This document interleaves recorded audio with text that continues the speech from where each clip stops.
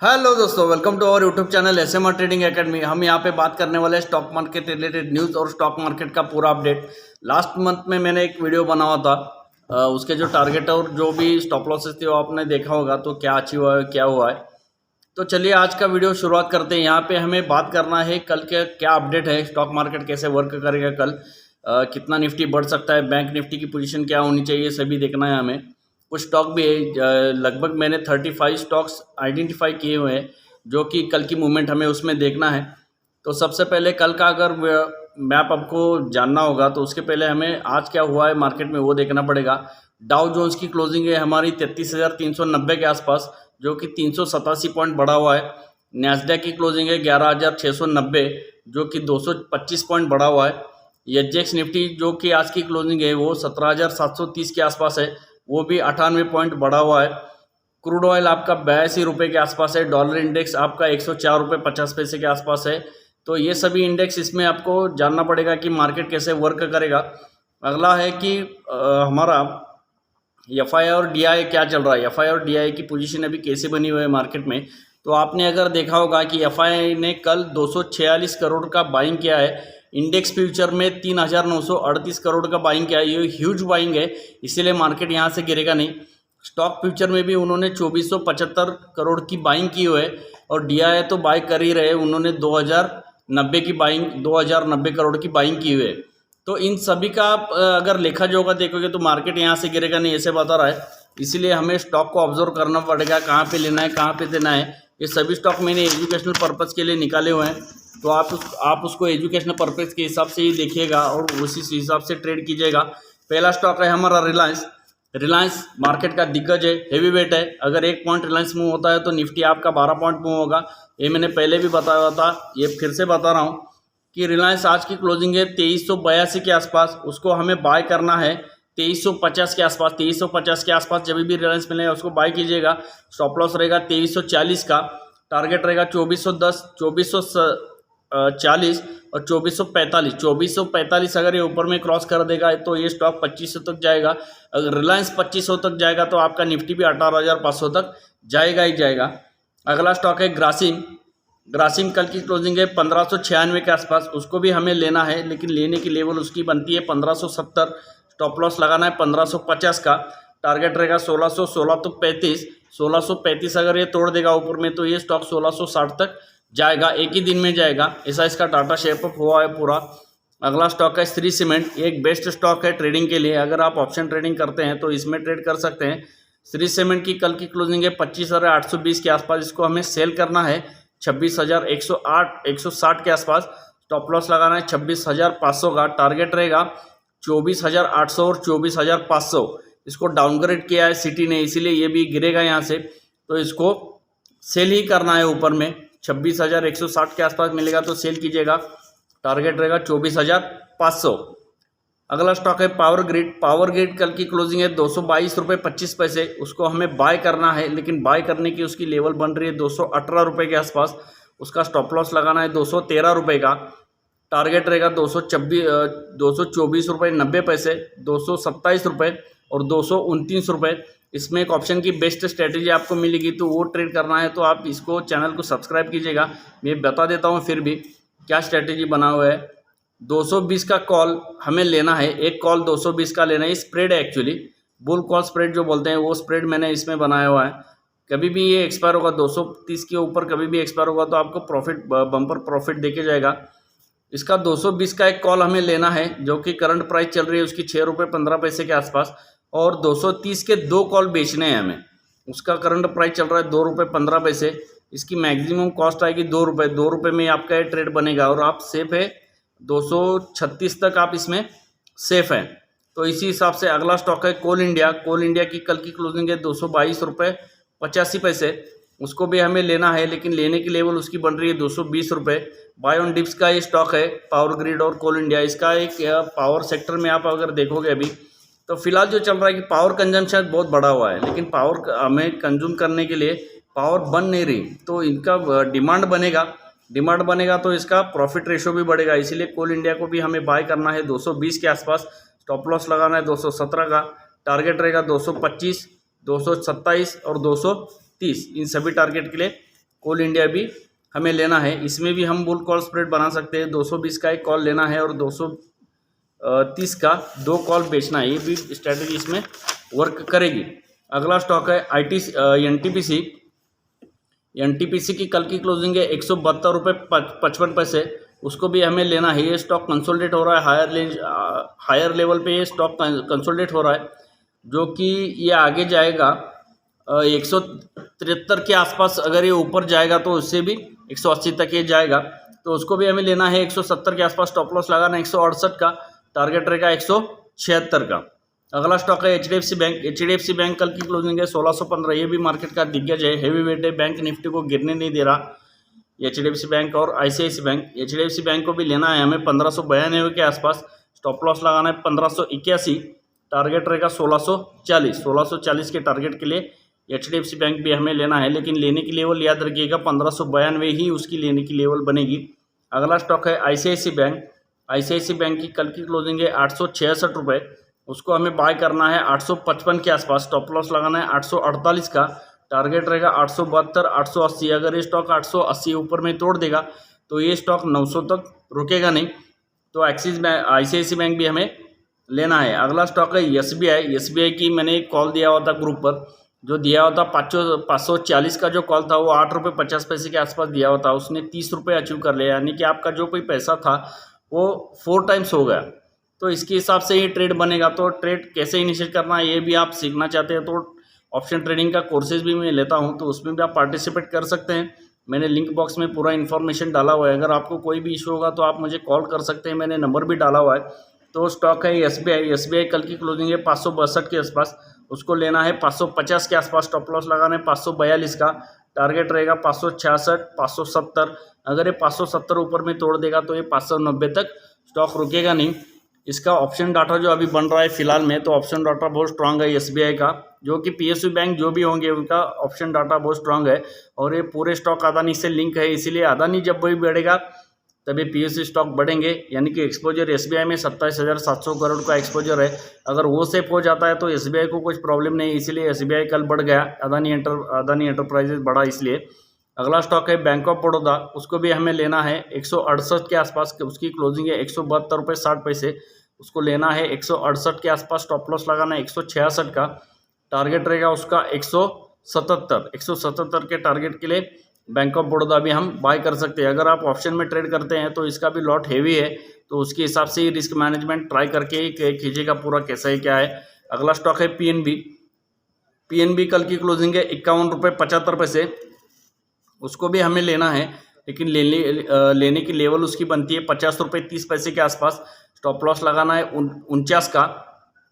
Target रहेगा उसका 53 रुपये और 53 रुपये 70 पैसे। 53 रुपये 70 पैसे के आसपास ये स्टॉक डेफिनेटली जाएगा, क्योंकि इसका ऑप्शन डाटा ऐसे बता रहा है कि ये वहाँ तक जाना ही जाना है। इसके लिए उसको भी हमें बाय करना है। 52 रुपये का कॉल जो उसमें मिलेगा, तो 1 रुपये 40 पैसे के आसपास जब भी मिलेगा तो लीजिएगा। 1 रुपये 20 पैसे 1 रुपये 40 पैसे के आसपास 52 रुपये का कॉल इसी एक्सपायरी का लीजिएगा। उसका टारगेट रहेगा 1 रुपये 80 पैसे 2 रुपये 20 पैसे। इन सभी टारगेट के लिए पीएनबी को अभी हमें लेना है। इसका लॉट साइज 16,000 के आसपास है, तो इसमें भी ट्रेड थोड़ा देख के कीजिएगा, लॉट साइज हेवी है।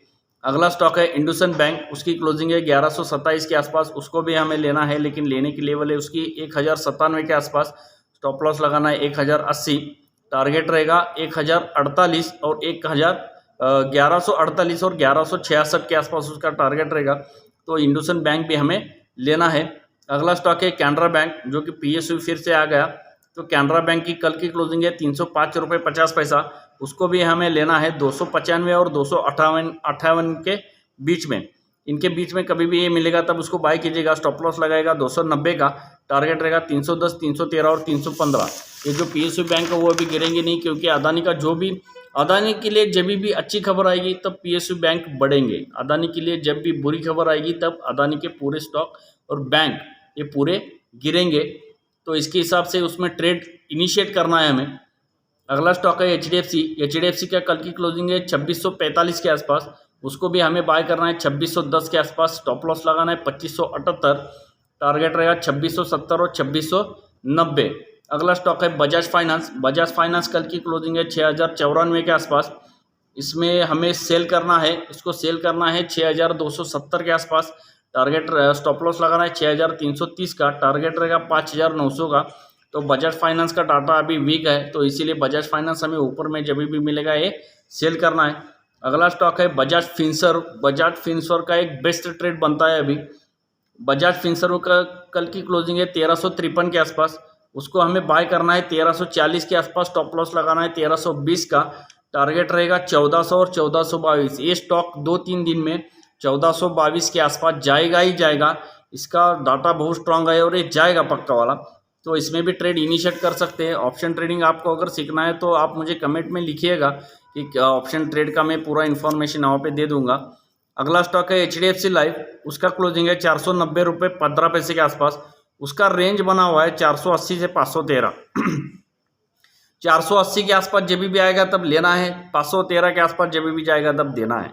तो यही स्टॉक में रेंज बना हुआ है और इसी हिसाब से ट्रेड कीजिएगा। कॉल और पुट में कैसे ट्रेड करना है इसमें, तो 480 के आसपास जब भी आएगा 490 का कॉल लेना है, 513 के आसपास जब भी जाएगा जब 500 का पुट लेना है। तो इसी हिसाब से इसको ट्रेड कीजिएगा। अगला स्टॉक है ITC। मोस्ट अवेटेड स्टॉक है ITC कल की क्लोजिंग है 385 रुपये 30 पैसा। उसको लेना है 380 के आसपास। स्टॉप लॉस लगाना है 375 का। अगर ये स्टॉक बढ़ेगा तो 412 का इस मंथ का मेरा इसका टारगेट है 412 का। तो वहाँ तक तो इसको जाना है क्योंकि इसमें न्यूज़ फ्लो अभी स्ट्रांग है। अगर मार्केट करेक्ट होता है तो सबसे जो हम बोलते हैं कि सेफर साइड जो स्टॉक रहेंगे तो ITC सर का स्टॉक जो है वो सेफर साइड है। तो ITC को भी हमें लेना है 380 के आसपास। स्टॉप लॉस लगाना है 375 का, टारगेट रहेगा 407 और 412। अगर ये स्टॉक 390 के आसपास अगर ट्रेड करता है, 390 के ऊपर अगर ट्रेड करना चालू कर देगा तो इसमें बहुत सारा शॉर्ट हुआ है तो शॉर्ट कवरिंग आएगा और ये स्टॉक 412 तक रुकेगा नहीं। तो इसमें भी 385 का जो कॉल है अभी चल रहा है 7 रुपये के आसपास कुछ तो भी चल रहा है, उसको भी हम ले सकते हैं। तो उसका टारगेट रहेगा इस मंथ का 27 का। तो उसको आप लेके होल्ड कीजिएगा और आपका इसमें पैसा ज़रूर बनेगा। अगला स्टॉक है HUL कल की क्लोजिंग है 2470 रुपये। उसको हमें लेना है 2450 रुपये के आसपास। स्टॉप लॉस लगाना है 2423 का, टारगेट रहेगा 2505 और 2535। इन सभी टारगेट के लिए HUL भी हमें लेना है। अगला स्टॉक है L&T लार्सन एंड टुब्रो। उसकी कल की क्लोजिंग है 2153 रुपये के आसपास। उसको भी हमें लेना है 2118 के आसपास। स्टॉप लॉस लगाना है 2080, टारगेट रहेगा 2205 के लिए L&T भी हमें बाय करना है, लेकिन बाय करने की लेवल बनेगी उसकी 2118। अगला स्टॉक है अदानी पोर्ट में तो ट्रेड देना मतलब बहुत ही रिस्की ट्रेड है क्योंकि इसकी मूवमेंट आप अगर देखोगे तो नीचे भी 10% जा रहा है, ऊपर भी 10% जा रहा है। तो हेवी वेट स्टॉक के हिसाब से क्या हो रहा है कि इसमें अगर आप ऑप्शन में ट्रेड लोगे तो दोनों तरफ के स्टॉप लॉस आपके हिट कराएगा ये। इसको बाय करना है हमें 660 के आसपास। स्टॉप लॉस लगाना है 630, 5% का स्टॉप लॉस है इसमें क्योंकि इसमें वोलेटिलिटी ज़्यादा है। उसका टारगेट रहेगा 706 के टारगेट के लिए उसको भी बाय करना है। अगला स्टॉक है अदानी एंटरटेनमेंट बाय करना है 1700 के आसपास और टारगेट रहेगा उसका 2000। ये भी मिलेगा स्टॉक, ये इसका स्टॉक का मूवमेंट ही रोज 10-20% हो रहा है, तो इसके हिसाब से ये ट्रेड कीजिएगा। अगला स्टॉक है टाटा स्टील। 107 रुपये 45 पैसे के आसपास उसकी क्लोजिंग है। उसको भी हमें लेना है 106 के आसपास। स्टॉप लॉस लगाना है 104 का, टारगेट रहेगा 110 और 112.35। इन सभी टारगेट के लिए टाटा स्टील भी हमें लॉन्ग करना है। अगला स्टॉक है हिंदाल्को भी हमें बाय करना है 407 के आसपास। स्टॉप लॉस लगाना है 395 के आसपास, टारगेट रहेगा 432। इन सभी टारगेट के लिए मेटल काउंटर भी हमें बाय साइड पर ही है अभी।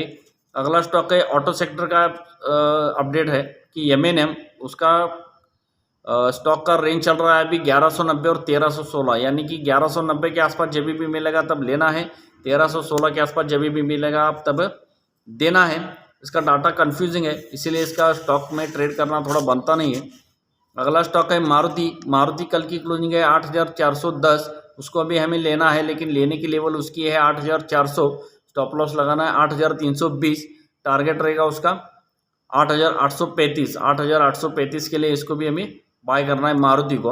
अगला स्टॉक है आइचर मोटर कल की क्लोजिंग है 3128। उसको हमें सेल करना है, सेल करने की लेवल है उसकी 3280 के आसपास।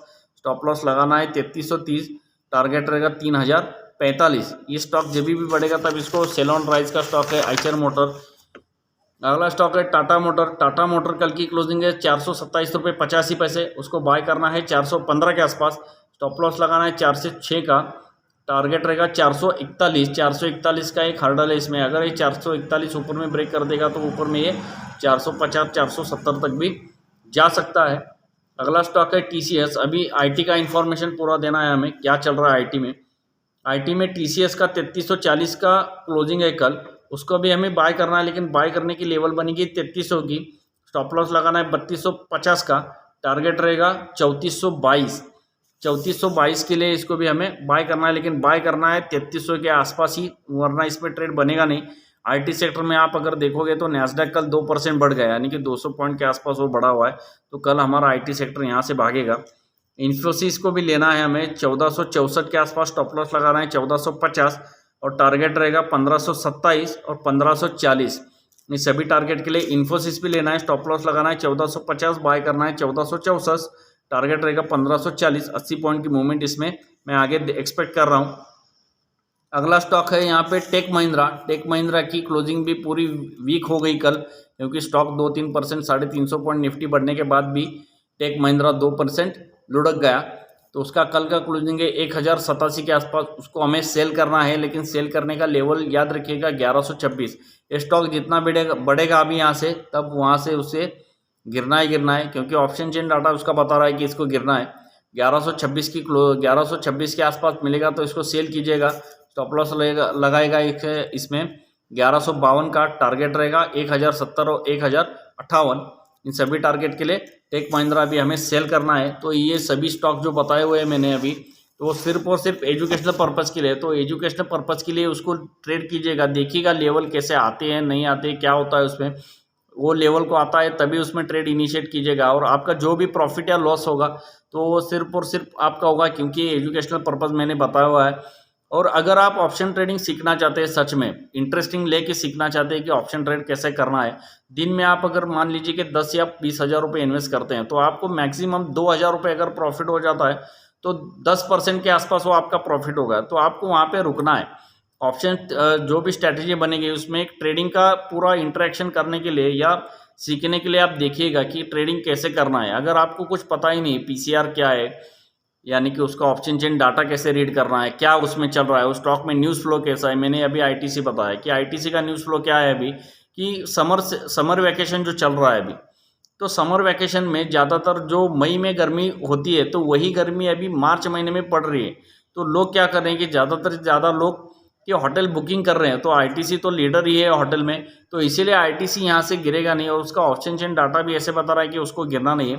इसी हिसाब से उसमें ट्रेड लीजिएगा। आपको अगर ऑप्शन ट्रेडिंग का कुछ भी सीखना होगा, फंडामेंटल एनालिसिस, टेक्निकल एनालिसिस या ऑप्शन ट्रेडिंग की मास्टरी पूरी हमारे पास है, तो हम यहाँ पे ट्रेड इनिशिएट करते हैं और बताते हैं लोगों को कैसे ट्रेड करना है और दिन में आपको कितना प्रॉफिट होने के बाद आपको रुकना है, तो ये भी हमें आपको बताना है। तो आप अगर ये ट्रेडिंग कोर्स करते हैं, या ट्रेडिंग कोर्स का पूरा लिंक डिस्क्रिप्शन बॉक्स में मैंने डाला हुआ है, तो उसका कॉन्टैक्ट नंबर भी मैंने डाला हुआ है, उसको भी आप कॉन्टैक्ट कर सकते हैं।